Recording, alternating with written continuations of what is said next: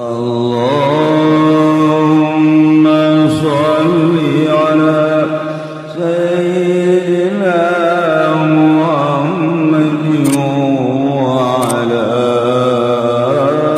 آل سيدنا محمد كما صليت على سيدنا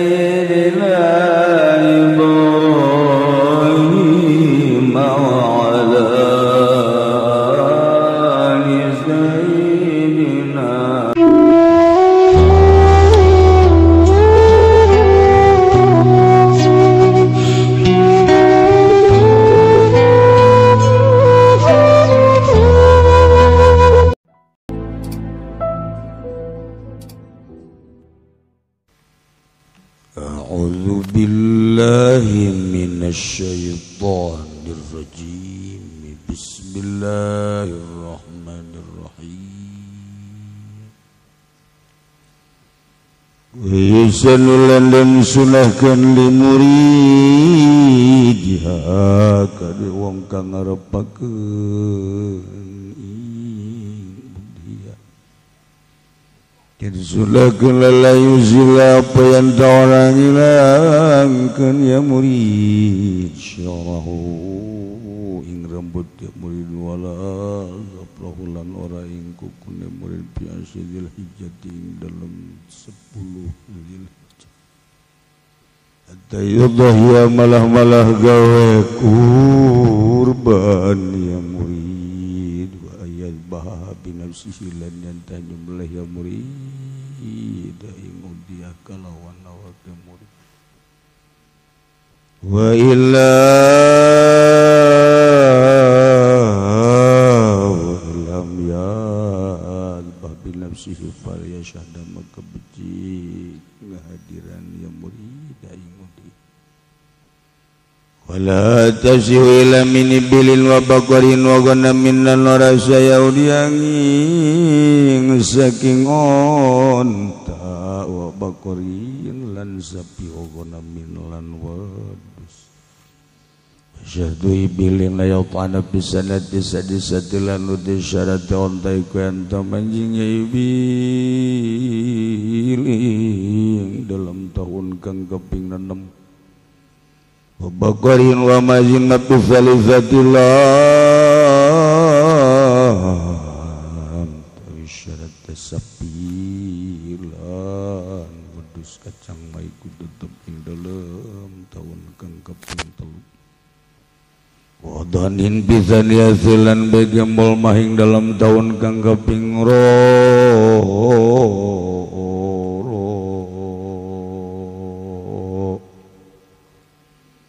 ya juz zakarun wa unzan lan walang polanang lan wadun wa khasyun lan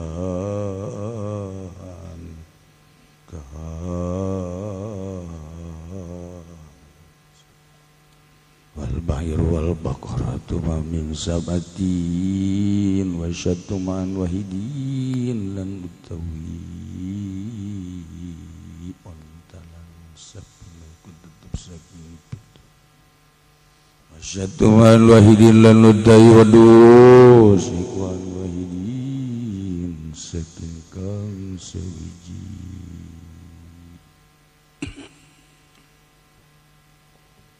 setiajan orang ngalaksanakeun naos urang bacakeun Fatihah hiji Al-Umbah Marsono bin Mitro Martono 18 Juli Kamis 26 Syawal 1441 minggu kamari ngaji kene sasalaman masih ditanya sehat minggu pembukaan pengajian minggu ieu nyen geus aya di alam barzakh boa-boa minggu ieu nu ngaji ge minggu hareup geus aya di ditu iyalah umur khusus pisan kanggo Haji almarhum Haji Artawi bin Haji Kunyang Hajah Nusmah binti Haji. Doakeun mudah-mudahan dilegakeun di kuburanana, dicaangkeun di kuburanana, dihampura sakabeh dosana, dibere kanikmatan kubur ku Gusti Allah bi barakati umil Quran al-Fatihah. Bismillahirrahmanirrahim. Alhamdulillahi rabbil alamin arrahmanir rahim maliki yaumiddin iyyaka na'budu wa iyyaka nasta'in ihdinas siratal mustaqim siratal ladzina an'amta 'alaihim ghairil maghdubi 'alaihim waladdallin. Kene Fatihah komentari bacakeun Fatihah suratna tinggaleun. Geus bae urang bacakeun Fatihah kanu suratna tinggaleun di kamar Al-Fatihah. Bismillahirrahmanirrahim. Alhamdulillahi rabbil alamin arrahmanir rahim maliki yaumiddin. Iyyaka na'budu wa iyyaka nasta'in ihdinas siratal صراط الذين أنعمت عليهم المغضوب عليهم ولا الضالين.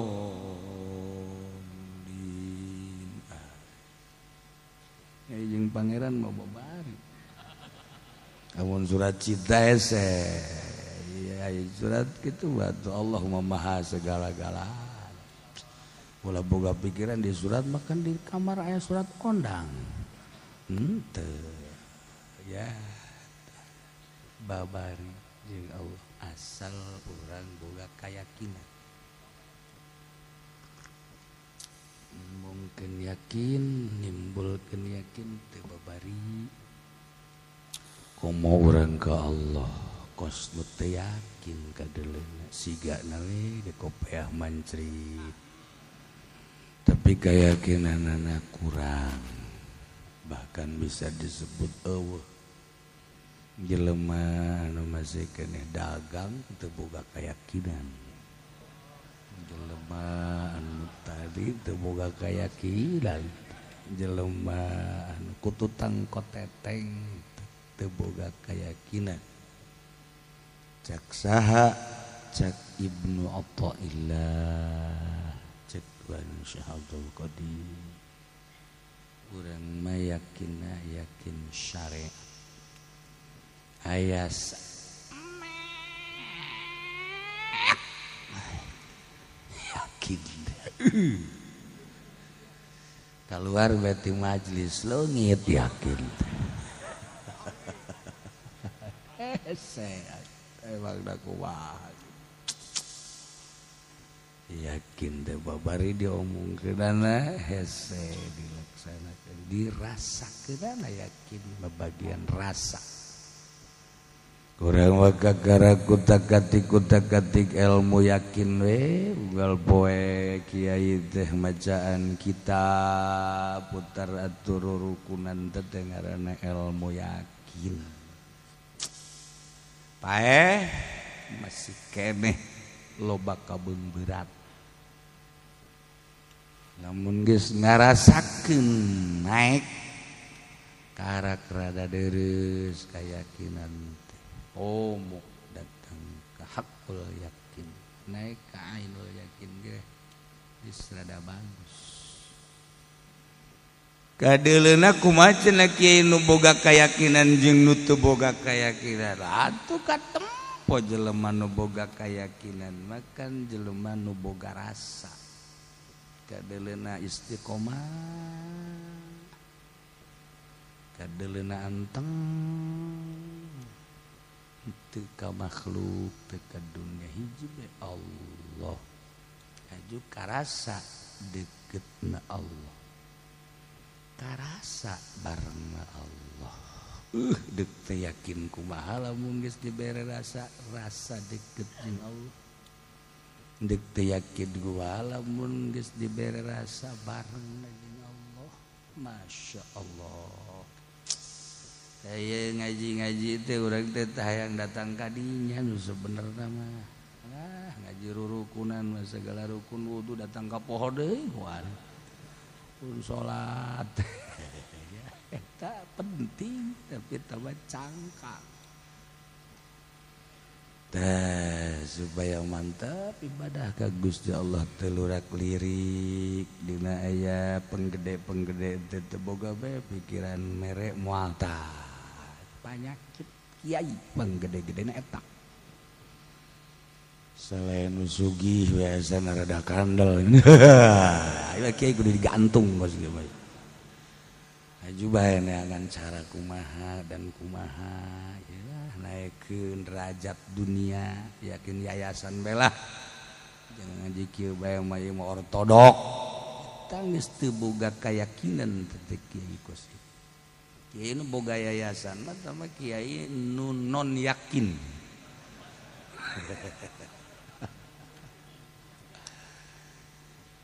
kecuali teu cenah kiai mah izin yayasan kiai mah sekedar metode rapih kelas 1, kelas 2, kelas 3 pelajaran eta urusan dunia nama itu geus diatur di administrasi goblok ngaranna.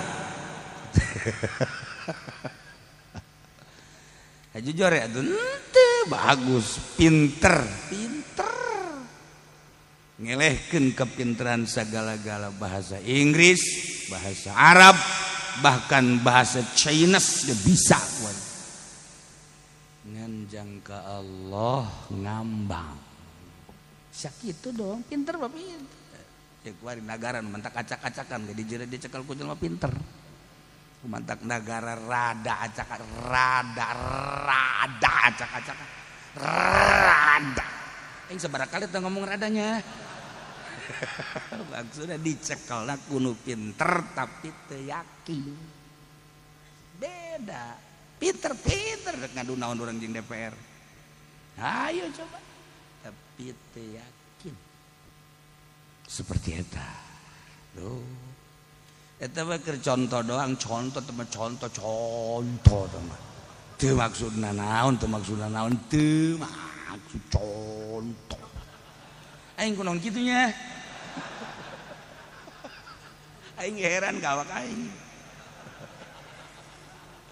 Ay asli lah teu eta ka Allah sudah asli lah ka Allah lah urusan kos gitu mah teh masa bodoh urusan dunia ieu emang sakola mah kadija ngajurusna jang urusan eta kajeun bagus mun sakola urusan negara acak ieu mah urang mah jadi DPR henteu bupati henteu gubernur henteu ijazahna teh gablek sia ka Allah ya maksudna geus urusan nyana urusan urang ka Allah supaya mantep tah eta nu dimaksud supaya di akhirat teh hiber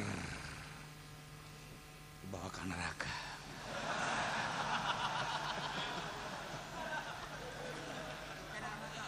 hiber. Urang teh ayeuna keur ngabahas kurban. Hiji ibadah anu paling diperhatikeunana ku Gusti Allah di bulan Dzulhijjah kecuali motong hewan kurban. Ma'amila ibnu Adam yauman nahri min amalin ahabba ilallahi ta'ala min iraqatid dam. Langsung keteranganana di Kangjeng Nabi urang Kangjeng Nabi Muhammad sallallahu alaihi wasallam. Urang asal di Kangjeng Nabi be ngerenyed hate ku percaya cek Kangjeng Nabi wajib sholat langsung kerenyed hate. Kangjeng Nabi wajib puasa lockdown kerenyed hate tarawehna lockdown dah asal ucapan Kangjeng Nabi urang ku iman ka Kangjeng cek Kangjeng Nabi haram kredit ngereteng hayang nambah deui jurig teh karana tuh ayo lah cak Kangjeng Nabi laksanakeun cak Kangjeng Nabi ulah moal kebal hirup di dunia moal kebal hirup di dunia make jeung dipake lalagaan geus ngagejebur ka neraka mah kerasa geus Masya Allah pake lalagaan hirup contoh geus ambalaya nu sehat gelepek ngomong nu kering mah nu ngora gelepek ngomong nu kolot mah kan geus loba sing gelepek eta tinggal nunggu waktu hungkul urang Gusti pake lalagaan dah mantek ulah niat ngaji ceuk lagi ka dieu konser kabeh ngeunaheun urang dina salahna jadi ngalain ngaji ieu geus daripada ngaji aja teu bener baringan niatan tadi tetanggaana teh tapi bener lempengkeun ka Allah singkap-singkapkeun penyakit-penyakit ih damun urang geus sakarat teu ka mana minta tulung iwalti ka Gusti Allah ai kitu urang geus rada deukeut ka Allah kan loba utusan-utusan Allah Jibril teh Kangjeng Nabi teh para aulia teh kadeuleuna mah sorangan urang di kamar ICU padahal mah urang keur dikelilingi ku para aulia Allah nikmat kadeuleuna mah urang sorangan di leuweung padahal urang keur dikelilingi ku para sholihin sholihin rahasia Allah kuarina urang dedeukeut jeung ahli-ahli Allah engke ketika sakarat lu pentingna ieu urusan kurban jadi paling diperhatikan ku Gusti Allah di bulan Dzulhijjah adalah kurban urang mah alhamdulillah ya kalalorban sabisa-bisa urang pamarentah macan pernah korban bupati cenah henteu korban janjana mah gubernur henteu lain tinyana teh mah duit APBD dari rakyat untuk rakyat kembali ke Haji Pendi teh mah jadi orangnya na sorangan jadi bagus oh masalah ngan ti pribadina tek ulah nu eta janjana mah teh nya korban satu ya tolong anu teu nyahoeun cenah mah ongkos zakat fitrah dijadikeun atlas bagikeun ka kiai itu kiai na teu khusus salat jalain jatuh mah tuh kiai tuh tambah jatuh mah ditambah dadu kunaon jadi ngaco kitu sia tuh hayang khusus sampingna nu puguh ibadah ka Allah boleh mah ngabejaan doa rasakan geura-geura samping meuli make duit asli hasil dagang hasil tani rasakan pake kurang Allah rasakan jeung nang pamere bupati sok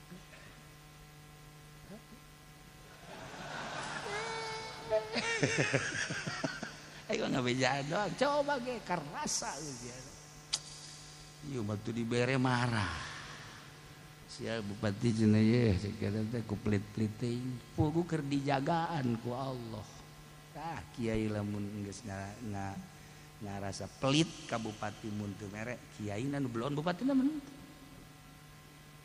kiaina nolak ulah supaya ada loba bae diberena tuh siapa suka goreng tungtungna siapa ya maksudna kumaha sih kiai urusan kos itu urang steril geun rapihan deuk Allah lain deui komo lamun urang dibere ku hiji wali hiji ulama dipake pake Masya Allah dipake tahajudna terhees ngeunaheun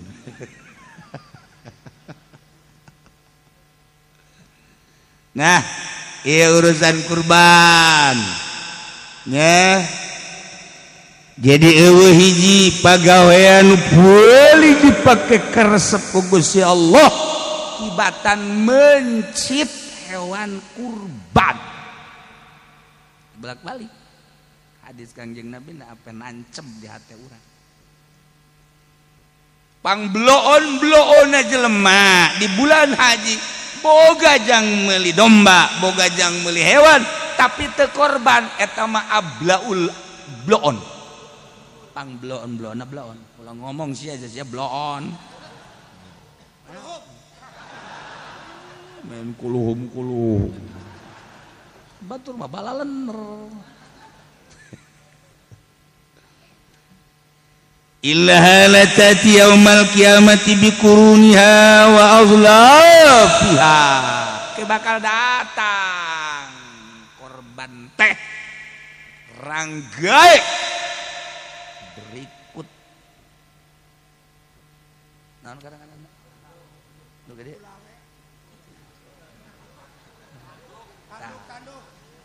tanduk ayo tentunya jauh mah kota tenyawa kata do kayak hirup di kota pantat tadi sih mah di lembur nyaho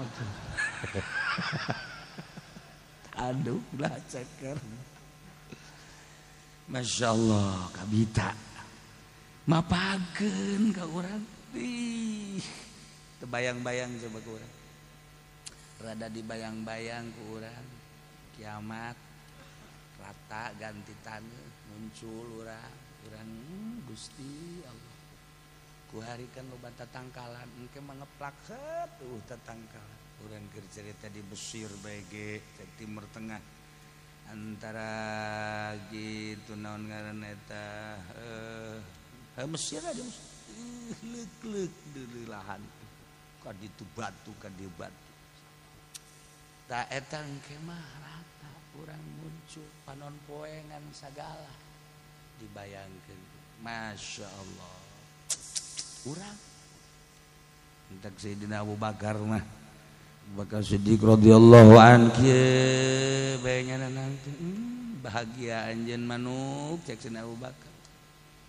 anjeun mah hiber enclak nyatuan hiber deui enclak deui nyatuan hiber deui paeh digoeri hisab Abu Bakar mangke dihisab sia manuk bari ceri cenah Abu Bakar sia mah hiberan neangan parab di mana-mana paeh hisaban ye Abu Bakar paeh pasti ditanya ku malaikat munkar nakir dihisab urusan pagawean dunia jeung urusan kesosialan ye Abu Bakar mah sedih bari ngurucut cai mata cekel kurekan-rekan aya naon Abu Bakar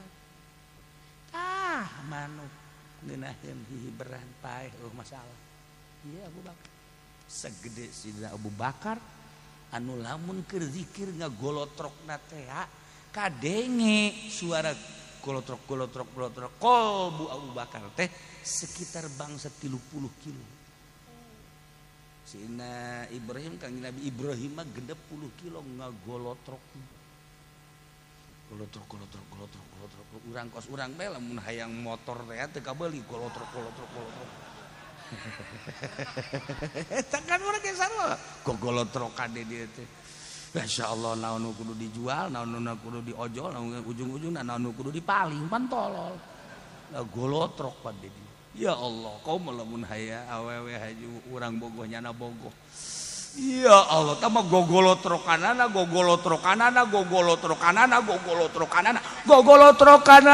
dedeh ngelehkeun sagala-gala apapun yang terjadi sikat habis eta urang mah bagian kos kitu karak gogolotrokan ngadenge Sayyidina Abu Bakar Masya Allah kan tuh aja dipapakeun orang di akhirat tak ku kurban indah jasa Masya Allah ketika orang ada kurban aya kasunahan abeh utama wa yusanu limuridi hasunahkan warek mengharap ngalaksanakeun kurban hiji ala yuzila syarahu ulah motongan rambut fi Dzul Hijjah tanggal 10 tanggal hiji sampai tanggal 10 sampai kurban ulah potongan rambut ulah ngagunting rambut kena jadi saksi tabu ji wala zabrahu jeung ulah ngaguntingan kuku tanggal hiji sampai kurban ulah diguntingan kuku sunah 10 poe berarti rada panjang saya kurban tas kurban takbir pencit geresel karak cukur karak potongan Itage ilam yakun muhriman lamun teker ihram lamun manana teker ihram yusanu li muridiha ulah motongan buuk ulah motongan kuku geus aya perintah ulah hukumna sunah mun ditabrak berarti makruh Zaid ngalaksanakeun kurban tanggal hiji sampai kurban teh disunahkeun ulah motongan buuk ngagunting motongan rambut kuari teu dilaksanakeun ditabrak makruh hukumna ya sakadar makruh tapi kurang utama rambut nama mandeg rambut naon bae bahasa nagala yuzila syarahu ulah diguntingan rambut sirah ulah antepkeun sawaun fi dzalika sya'ru waliyati janggot wasaribi jeung kumis walib dikelek termasuk buuk-buuk anu osok aya di eta geser wa ulah diguntingan di blow ulah geus ulah guntingan rambut ulah guntingan kuku masyaallah ya jadi saksi ke di akhirat teh luar biasa hatta yudhya datang ka mencit kurban Kanjeng Nabi zaraitum hilal dzil hijjah wa arada ahadukum yudhya fal yumsik an syarhi wa adbarihi di mana anjeun ningalikeun bulan sabi tanggal hiji Dzulhijjah sedengkeun warada ngarepakeun deuk ngalaksanakeun kurban fal yumsikan syarhi wa bari tahan ulah dicukur rambut ulah diguntingan kuku masyaallah rapi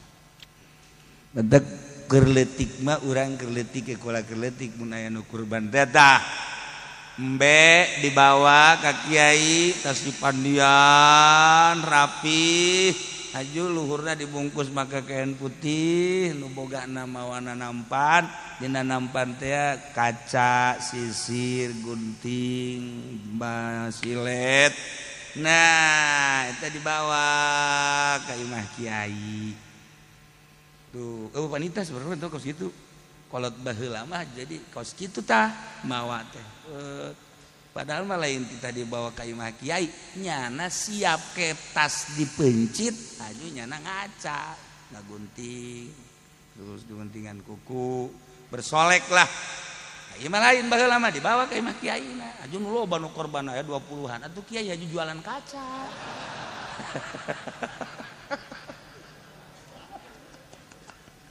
Masya Allah bisa tuh kalau baheula ya kula leutik kene ge masih teh kos kitu teh turun temurun bareng ka dieuna loba dihelah teh bagus sih sebenarnya kos kitu persiapan baheula mah dibawa ka imah kiai lantaran nyana ngahadiran mencit tadinya beres dipencit eta teh akan dingaranan tah ku kiaina dibikin deui tah geus dipencit tah ieu sia kacana tah guntingna tah gunting kukuna geus geura mandi ka ditu baheula mah kitu jadi rapi geus atuh kulantaran dibalikeun deui dilaksanakeun kuari mah tangkorak kiaina teu ngabalikeun jadi ku kiaina dipendem kisir gunting segala mah teu kebal-kebal jadi tukang cukur teh kiai gara-gara ada kiai beda jeung kiai baheula balik nah iyalah aya perbedaan seetik antara zaman ulah keletik jeung zaman ayeuna tapi dibawa negara rapi disusungitan embe na make minyak misi kaje minyak lagi simpen di mah kiai ajajar dah keur zaman abah dia beca dage khusus dingerekan ieu kurban anu ieu kurban bapak anu ieu kurban bapak anu tah beres bilikeun deui aman kuari mah kiai ka mana eta sisir heuh ya sisir kos kitu ieu meuli dibahabak itu aman jadi kiaina kuari ya masalah keur carita perbedaan kamari ieu keur leutik jeung ayeuna keur kula leutik keneh mah asal jelema geus ka Mekah bae erek nu pinter erek nu bodoh kumu nu pinter asal geus balik di Mekah bae ge masyaallah masyarakat asal geus ka Mekah bae eta Jumatna jam 10 ka masjid sorbanna dipake jubahna dipake padahal mah bodoh sieun baheula mah geus embung naon teh sebab ngarasakeun geus jadi haji beusi rusak ieu hajina tah zaman keur leutik urang mah kos kitu kuari mah aduh geus sababaraha kali ka Mekah kos teu munggah haji bae ka masjid make helm goblok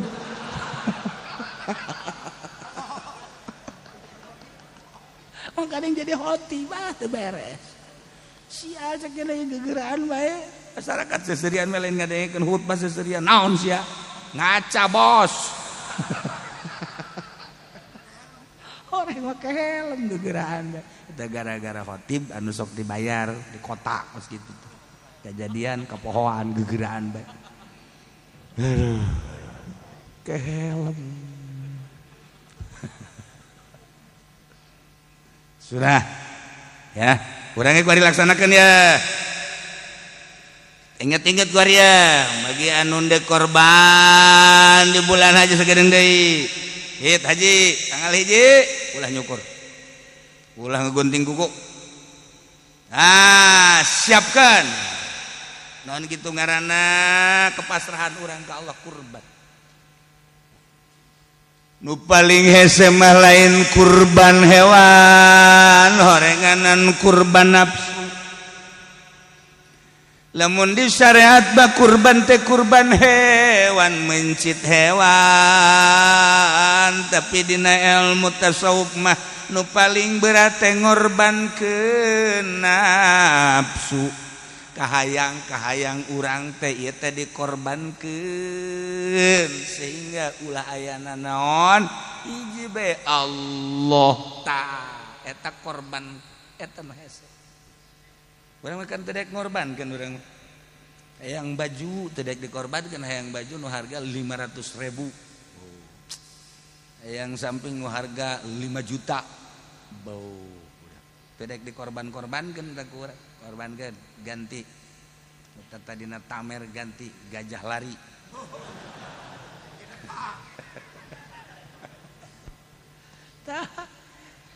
kecuali dibeli samping tamerna balik ka dia tapi lain dipake ku sorangan bikin kiai supaya nyana tegep yang dikata tah bikin da dasarna bae cenah kiai mah hayang goblok sia ka aing mereh henteu suuzon bae tungtung nama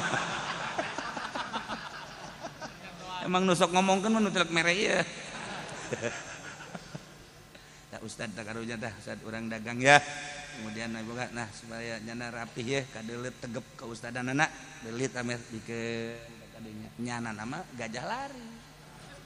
Tuh eta hebat teh kos itu. ngorbankeun nafsu kahayang dikorbankeun lamun geus bisa setik lain sinar eueuh nafsuan lain henteu saha teu pinter teu bodoh asal geus eueuh nafsul lawamah nafsul ammarat bisu geus kadeuleung ngeunaheun tentrem nikmat pokokna lamun geus nafsu eta teh urang maca shalawat ge embung gancang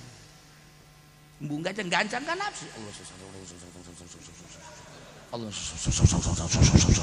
udah maca naon sih eta nafsu lamun nafsu nih Allahumma sholli sholatan kamilatan wa sallim salaman tamam anu baheula emang gancang tara Allahumma sholli ba'da Jumat bro tas di masjid yang baden gitu kayaknya tara garancang maca 11 gangel mulai ijazah tadi ang baden lila maca 11 ya Allahumma sholli memeh Jumat tas Jumat silakan bae baca-bacaan lila boleh main bere baca 11 nya 11 ya 3 baca deh kiai yang 100 ya yang 100 awas bae orang maca anak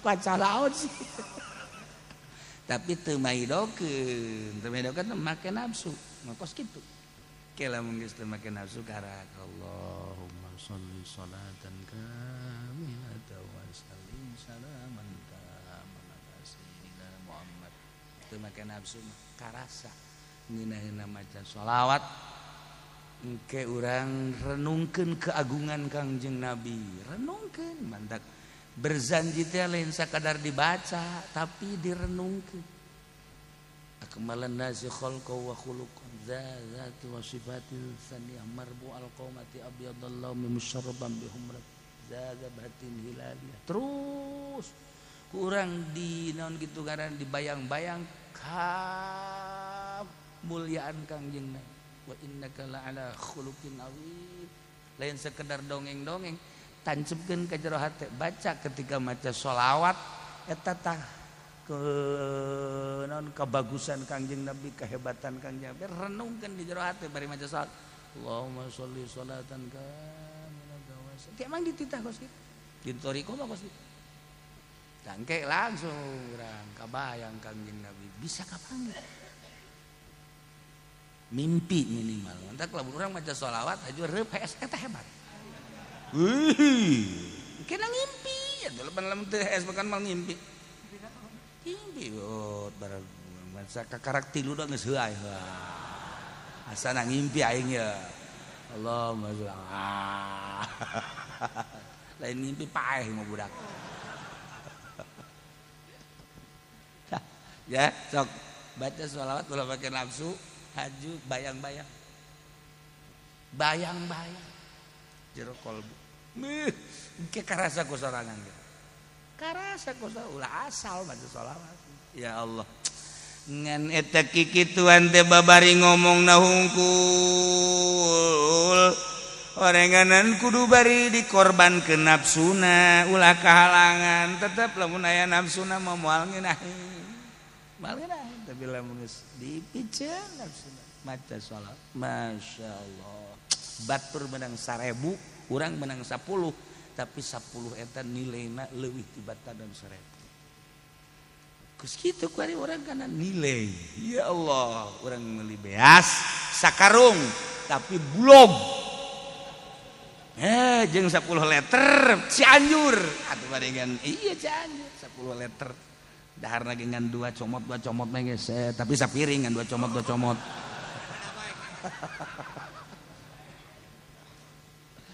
Masyaallah beda nilai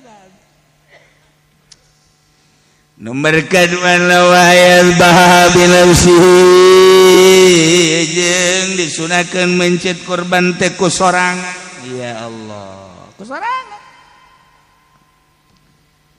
ulani tabatul utamana yakni sunahna ieu teh dalilna ittiba nuturkeun laku lampah Kangjeng Nabi Muhammad sallallahu alaihi wasallam. Kangjeng Nabi teh nyanak domba teh 100 nu dipencit ku Kangjeng Nabi 63 sampean anu katuhuna ditumpakeun ku Kangjeng Nabi kana beuteung embe leungeun kencana padangan kencana nyepengan kana tandukna bagian handapna aju pesokna langsung digereselkeun geus kabayangkan ku urang sok gerek bayangkeun ku urang sampean kencana nendet ka ditu pandangan kencana nyepengan kana hulu embe ieuna ditumpakeun kana beuteung embena mana tin gagahna bayangkeun gagah kan cenah mencit sorangan 63 gereser set gereser set gereser 63 emang teu make tenaga ya Allah urang mencit ieu ceklan ngamuk sia riweuh emang ada geus si eta mencit embe mencit embe bae salembur nyahoeun kabeh Masya Allah awas ya ubah-ubah si awas ya si ade capek emang ada yang enak san 63 hiji bae riweuh urang anjing Nabi mah 63 ya Allah ya Rabb aya nu naron sahabat tuan hak make jeung cuman 63 dijawab ku Kangjeng etalah batasan umur kaula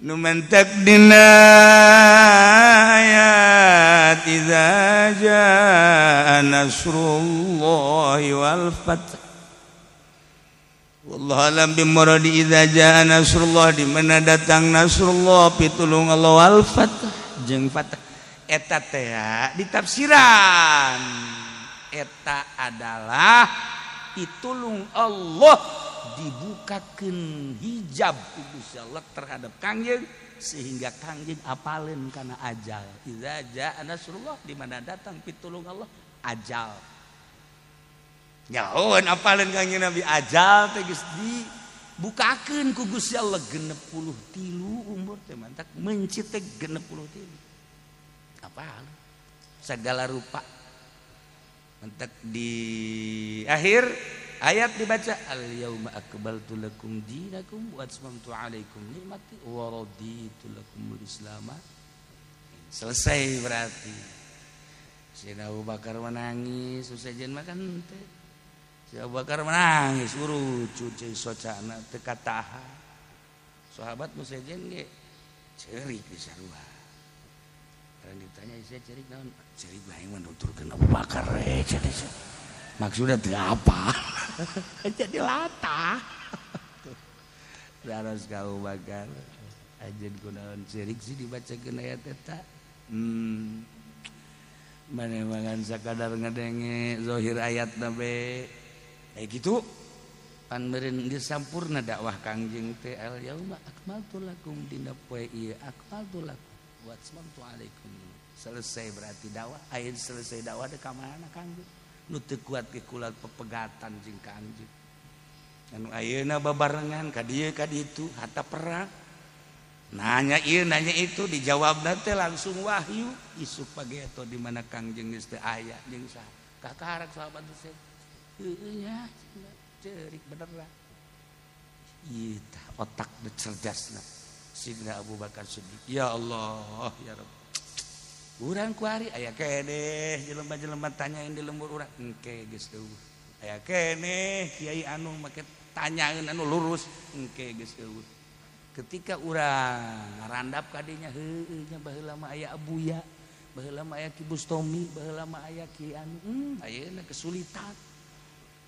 hukum mah sarua kiaina loba kepuasan jeung keyakinan nu hese teh kepercayaan terhadap kiai iyalah kuari nu ngomongkeun corona ambalaya kiai teu percaya urang ka omongan kiai nyaritakeun segala rupa urusan-urusan negara teu percaya jol kiai ieu jol kiai ieu jol kiai itu. Naon eta? Sebab dianggap kiai muatan-muatan truk sama kiai truk. Eta kan saya tak kos kitu teh teman teu bisa dibobodo aja. Ya kurang kumaha wakil presiden urang ge Abuya. Ya teh kiai teh nang urang sarerea teh. Tapi kan kurang cuma ditonton doang kemana arahna jeung kumaha. Pernah ya cerahan-cerahan anu pas jeung hate wallahu a'lam bishawab kiai kurang kumaha pinter nya. Teu masalah ieu keur carita kepercayaan krisis ayeuna. Oh, nu pinter ambalaya tapi nu dipake percaya. Cerita membakas ini. Masya Allah. Tuh. Wa ayat bahabi nafsi. Ya. Jadi berarti mencit sorangan sunnahna. Ya Allah. Wagala cekang yang Nabi kumi ka Siti Aisyah kumi ila udhiyatik wa syadiha cek Siti Aisyah pan abdi memberi teu bisa bencit sorangan teh tuan kumaha nangtung anjeun dihareupeun korban anjeun saksian korbanna tuh nu hendak wa illa lamun teu bisa mencit sorangan mah fal yashhadha hadir bae dihareupeun embe neulekeun dipencitna eta geus hebat sakitu meunang ganjaran kasunahan nah jadi kuari mah eta mah asal-asal carita ai kuari mah geus jadi ijma ulama geus berarti lamun lalaki bisa mencit sunah mencit sorangan awewe mah sananeun bisa ge ulah sok mencit sorangan tina bahasa Kangjeng tadi diijmakeun ku para ulama jadi ulah sandajan hebat tanagana bisa mencit awewe mah utamana ulah sok mencit sorangan nya nama dipencit kuduna ulah sok mencit sorangan engke ka dituna mencit hewan mencit mah salaki deui dianggap embe ku jana nah ya jadi kuari geus ijma tah geus ngawakilkeun bae atuh kuari mah awewe mah ulah sok mencit sorangan lamun lalaki bisa mencit sorangan lalakina teu bisaeun mencit sorangan mencit emang kumaha kitu boh kurang-kurangna makan nyekel peso teh ngageter lain seseukeut teh tukang anu digitukeun ayo gageter mah ongkos ustad kita maca hot pangadadak alhamdulillah surat daragag itek daragag hajunya nana diuk sorangan eta jadi kudu latihan segala rupa ya geus wae lamun teu bisa mencit sorangan mah fal yashadha geus atuh batur bae nu mencit benyana mah hadir bae di dinya tah jelas tenget-tenget kasunahanana sebab ieu kan nu aya di dieu pasti korban kabeh ieu korban cinta maksudna ieu mah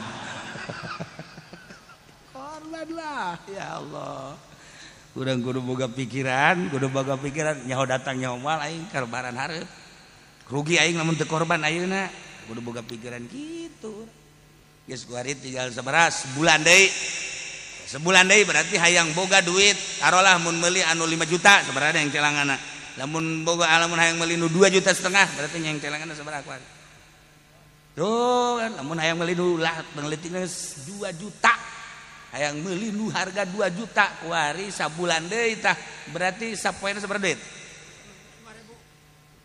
cicing sia itu bisa ngitung cicing beli es lilin sia mah tuh kan nah supaya pas dia waktu ya Allah Masya Allah barang datang ke bulan haji alhamdulillah kabeli embe 2,5 juta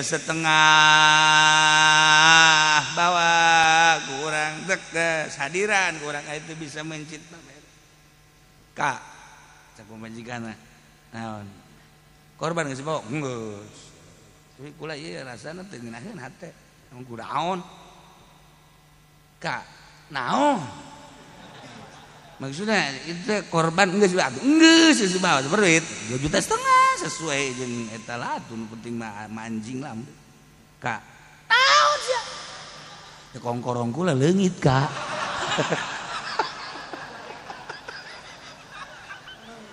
kongkorong nu mana atuh eta nu sok dipake teh besi we kakak atuh eta nu dibelikeun ka korban teh masyaallah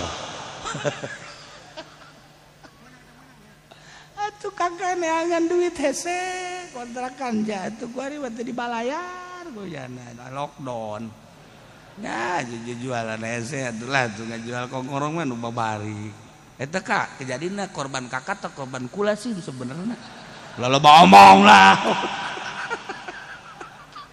ai kula batur ridho bae kan jadina pan korban teh meureun mengorbankeun harta pan eta mah nu kula teh nu kakak pan nu kula loba omong duaan ke urang di ditu boncengan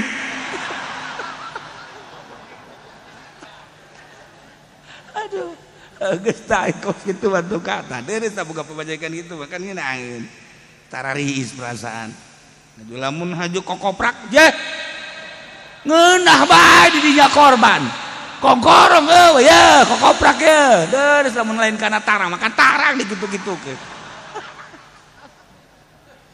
masyaallah wa ayyazbaha bi nafsih sakali deui mun bisa pencit ku sorang wa ila mun teu bisa kabaturkeun wakilkeun falyashhadha ngan hadiran awewe sanajan bisa mencet korban kautamaanana tetep ulah ku sorangan tapi wakilkeun ka batur ya Allah wala tasihu ila milibilin wa baqarin wa ghanamin tesambarangan horenganan korban teh aya aturan-aturanana hewan mana nu bisa dipakai korban jeung hewan mana nu teu bisa dipakai korban wala tasihu teu sangalaksanakeun korban teh ila milibilin kecuali hiji onta bisa pakai korban di Mekah di Madinah Timur Tengah ambalaya onta di urang mah hese onta ya onta di Mekah di Arab dibawa ke taman safari ge nya geus culak-cileuk bae ngobrol jeung baturna caknya na horenganan di Indonesia mah teu betah tariris itu di taman safari atuh onta tiriseun nya usul hayang balik deui ka ditu caknya geus kajen teu ka Mekah ke kajidah atuh jadi teu betah aya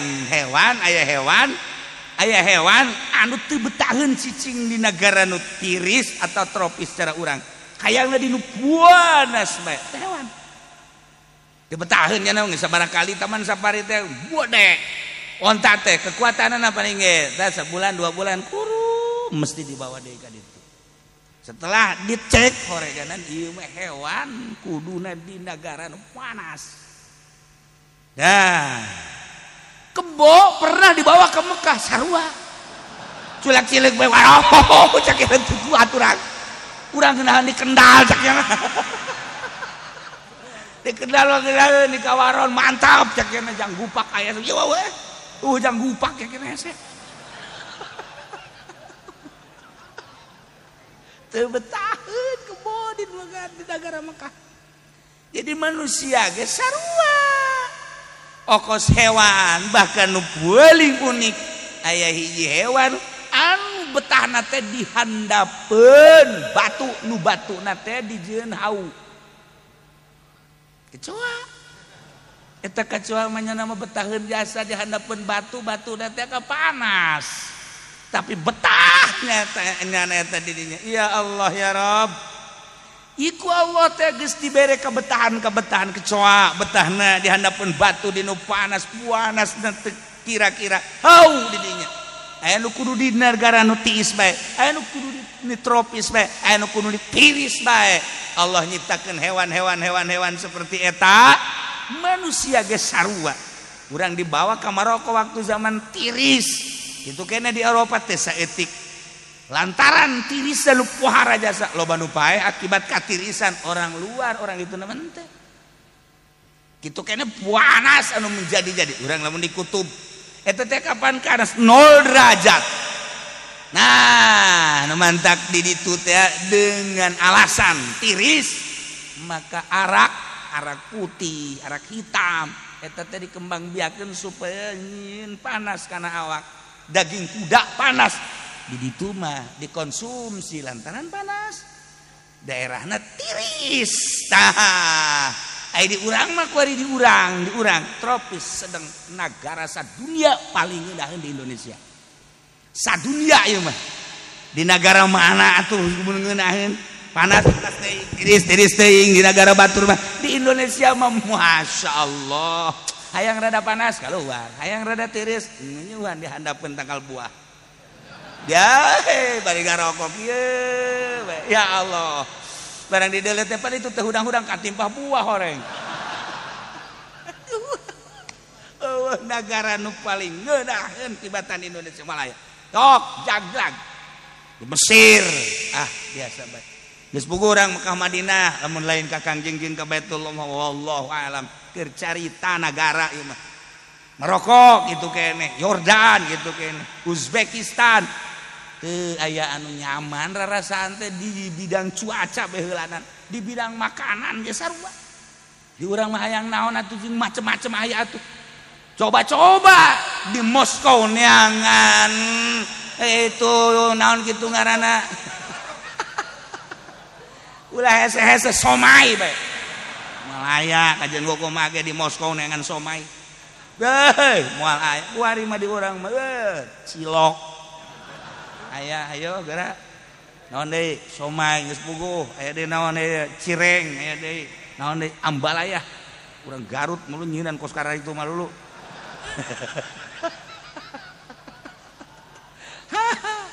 Kuari aya deui keluaran anyar seblak.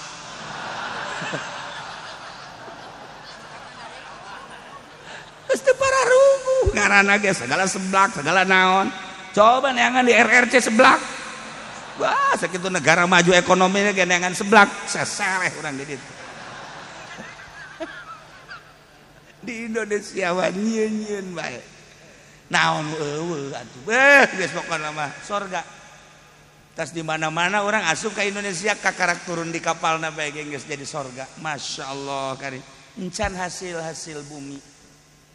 Negara nu mantak kuari ngahutang geus boga 40.000 triliun. Hutang teh saadag-adag kajen teh mah urusannya anak. Cek kudu dibayar ku rakyat, bayarlah ke urang. Lah sian-sian lah. Mun cenah kieu gede hati. Lah dibayar ku cau Pandeglang ge kabayar. Emang cau Pandeglang kumaha gitu. Deui, atah keneh geus dialaan. Enggak, encan kocapina, deh bangun luhur teh orang Karakas drona mah. Sial teh orang Pandeglang nipu bae ka aing. Aduh, ya Allah, ya Rabb. Dah, padahal mah mandingan dilempengkeun ulah make kararasnya. Mah kararas sakitu. Pajar pinuh kurang. Barang dijeleungan 5. Lah ieu keur carita sorga baheula. Sorga naon eueuh atuh di urang? Naon eueuh? Masyaallah karim pohara. Hei, urang Arab ka urang katipu urang Arab. Itu katipu ka urang. Barang datang ke Indonesia ngadaran areng. Bos, itu bukan makanan. Ini korma Indonesia. Nyala geus harideung ge ieu na goblok. Urang Arab loon. Lah loba dongeng-dongeng geus tuh karena Indonesia mah mimiti cuaca, makanan, kemudian manusia-manusiana sopan santun moal aya urang ningali di negara lain seperti Indonesia. Ribut Muhammadiyah, ribut yang NU, ujung-ujungna berat ngahiji deuk kumaha coba. Persis, jika diperlukan ngahiji di Indonesia mah masya Allah karim. Ger urusan ka dieu kiai be kiai. Oh yuk urusan begitu dek berjuang mah ngahiji. Kumaha tuh?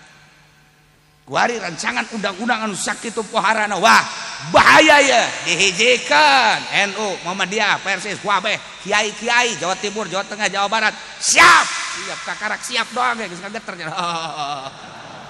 Itu di Indonesia mah luar biasa tempur kabeh belum kabeh. Ieu mah keur carita Indonesia mah pohara jasa moal terjadilah sebab jadi luhurna kepala linter neuleuh bahaya tuh Indonesia malah aya cara di luar negeri. Luar negeri berarti Tasik. Nah ya orang bersyukur alhamdulillahirabbil alamin tinggal ngadoa mudah-mudahan negara orang aman. Kemudian kondusif, pemerintahanna jujur jeung adil, polisi jeung TNI na ngahiji, urang kabehan jadi tentrem, ibadah urang mantap sehingga orang kabehan menang ridho Allah Subhanahu wa taala. Eta nu diharepkeun ku urang. Urang modal di Tangerang kurang goba heuneunan bupatina bager. Bager teu pati cara di bupati nu sejen, gubernurna teh di urang mah bager. Teu cara di nu sejen, kejam henteu di urang. Ngan ngomong dong lockdown. Kumpul-kumpul biarin. Eta kan hese orang dia akan pemimpin kos gitu enggak semantak doakeun supaya panjang umurnya nah itu ulah hese ngadenge di anu loba kesulitan henteu sebabnya na pinter ya itu tambah deui kan jadi sorga deui coba di Garut mah di Bandung mah barang datang we ka Tangerang sini Tangerang mah kok ngeunaheun amat ngeunaheun ge di kampung aing sia coba ka Cisoka sia ka ditu.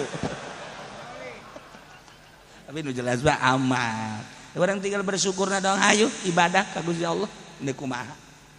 Kan ngeunah talalan temendak garana ge situasi politik atuh urusanna politik tinggal urang mah ngadoa ekonomi ye nu kurang teu dihareupan. Wah lamun ekspor impor encan jalan teu kumaha majuna negara. Sedangkan kuari anu jadi raja adalah Cina teu bisa ditutupi. Nu boga duit na manehanana ngan sayangna amal bejakeun wae sayang ngajeroan tah urusanana geus selanan ieu bae urang mah nyaritakeun korban bae lah hese-hese amat korban si eta pencit kurang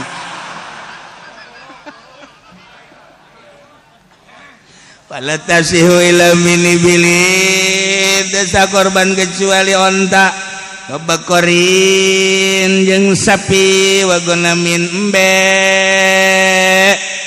muning mah eueuh dina kitab sebab Zakaria Al-Ansori di negara itu mah eueuh muning urang Bandung mah muning urang Tangerang mah aya teteh dilemeskeun munting tah mah Brebes atuh kos kitu mah nu bagus mah lain munding kebo sebeuh ngadenge kebo ye eta geus urang nyebut kebo teh nya ya Allah sia kos awas sia ribut bae di bere tumbung kebo sia aing eta kolot urang heula kakana jeung adina ribut bae teureun eta kolot bae kunaon kitu nya sia ribut bae di bere tumbung kebo sia aing. Tapi bener eta lamun dibere da cager. Ih obat eta nu mentak dibejakeun ge di pengajian obat mun aya adina jeung kakana ribut bae enggas song hekset beres. Masya Allah kolot kunaon ngomong kos kitu lamun lain naon ngaranna mazihan nya moal.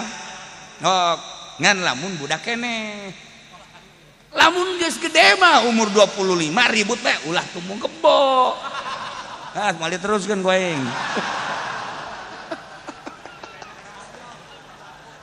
sama nu aslina bae nggak selana limanya jadi aturanna sapi non onta sapi jeung domba mun lima kias lantaran akur oko sapi maka munding diskiaskeun kana sapi sami bae berarti menang kuari urang korban kebo ya munding kebo ala sabilil kias wa syartu ibilin wallah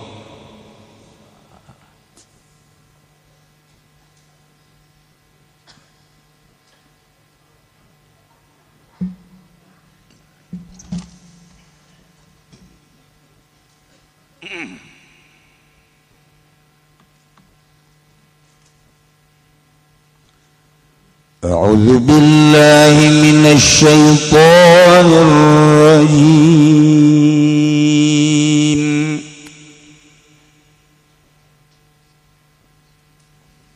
Wa ma kana Allahu liyudilla qauman ba'da idh hadahum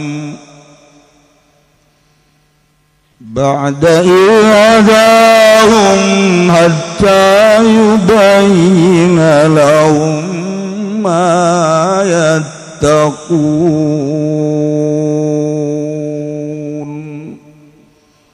wallahu a'lamu bimaradihi wa ma kana Allahu lana sapa Allah liyudilla kudrapan yang tanya sarkeun ya Allah qauman ing kaum bada ilhadau min dalam sawasanan tanudukeun ya Allah min kaum lil islami kadua Islam hatta yubayna malam martalakeun ya Allah lahum kadua kaum yattaquna ing barang kang ngaraksaya kaum kabeh atawa ing barang kang udia kaum kabeh minal amali saking amal saking pagawean fala yattaqu maka orangana wara dia kaum ing ma atuh payastahikul idlala maka ngahak ya kaum kabeh ing kasasaran dauden sasarkeun innallaha bikulli syai'in alim Allah lebih marading sadunya Allah kalawan saban suwiji-wiji alimun iku kang maha uninga wa minhu lan iku tetep setengah saking syamsahikul idlali wal hidayah utawi kang ngaking den sasarkeun lan den tuduhkeun innallaha lahu mulkus samawati wal ardi yuhyi wa yumiitu wa ma lakum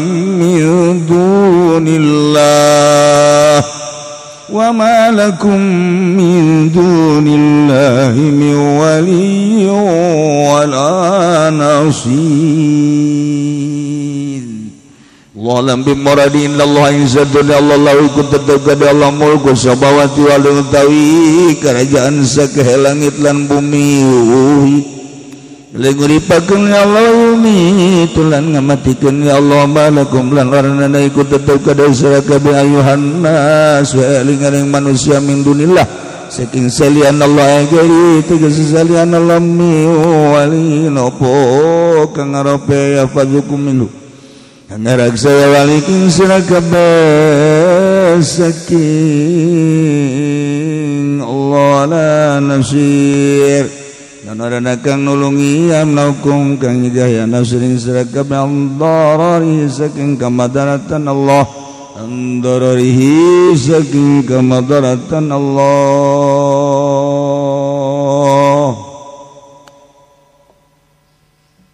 masih keneh lanjutan anu kamari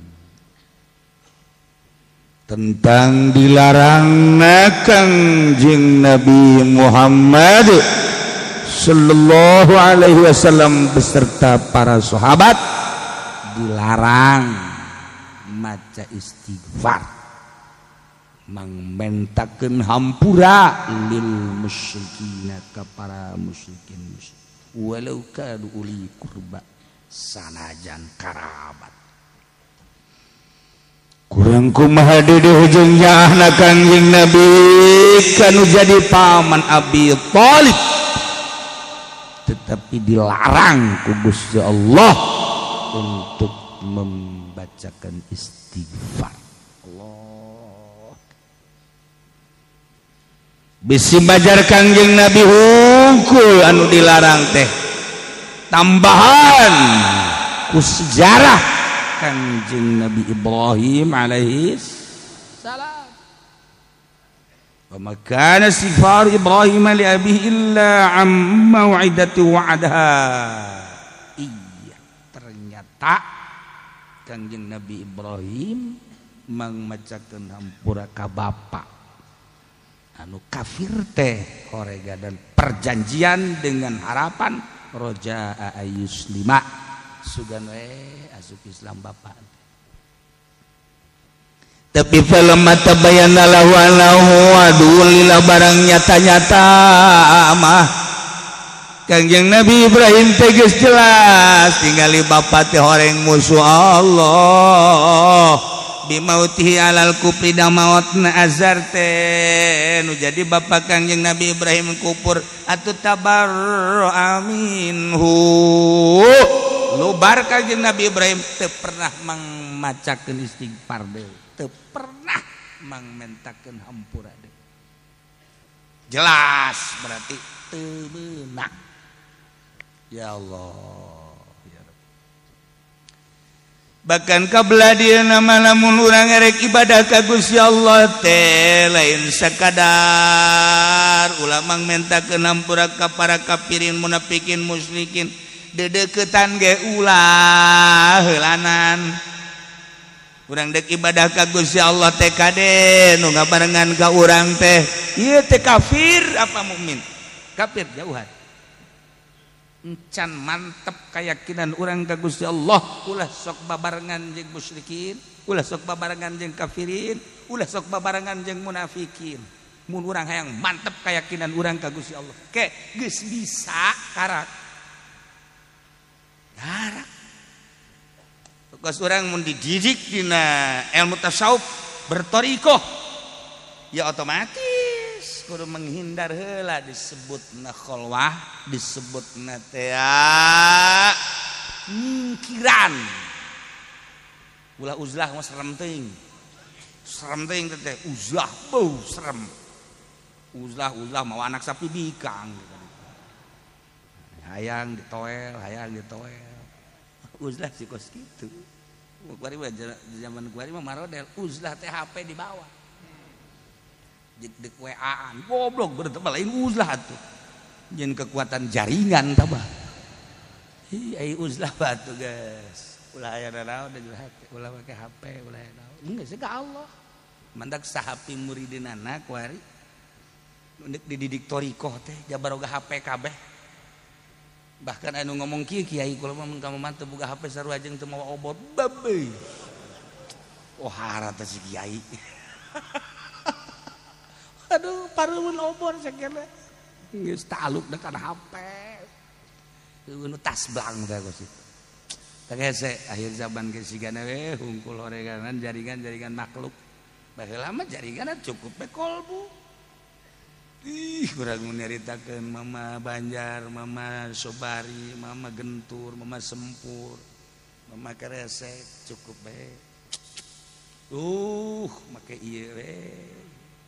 Kuari bae, eueun make ieu. Bahkan kuari wakas kararitu. Diundang ngariung ka mana ka adu. Mal, emang kunaon? Aya kiai anu teu hayang aing mah leuge embung. Kiai si kos kitu. Kiai mah ulah ya bahasa kos gitu boga ieu mah satungtung aya si eta aing moal ama lain karakter kiai deuk ngabeberes batur kumaha budirinya ge kos kitu mun aya kiai kos kitu geus mendingan bawakeun celurit sia mah aju beneran deui tah ya barang datang larangan teu meunang mangmacakeun istighfar ka para musyrikin sedangkan harita sahabat loba anu geus mangmacakeun istighfar ngarasa dosa kami teh mangmentakeun hampura ka indung bapa kami. Kami teh mangmentakeun hampura ka mamang kami, ka uwa kami. Kami teh mangmentakeun hampura ka sekeliling dulur-dulur kami. Sedengkeun aya larangan kumaha pagawean nu geus dilaksanakeun. Eta teh pan larangan. Nu mantak turunlah ayat ieu. Maka Allahu liyudilla qauman ba'da idh hadahum. Wallahu alam bimuradin geus manggeus bae Kangjeng Nabi instruksi ti Gusti Allah. Urang mah kuari mati kuari dilarang kaharep ulah ngalaksanakeun istighfar jang para musyrikin. Masalah nu geus kaliwat. Ngan hati-hati kaharep nasanggeus urang menang pituduh ti Gusti Allah. Dauhan Gusti Allah wa makanallahu ta'ala Gusti Allah teh liudul qauman yakin ya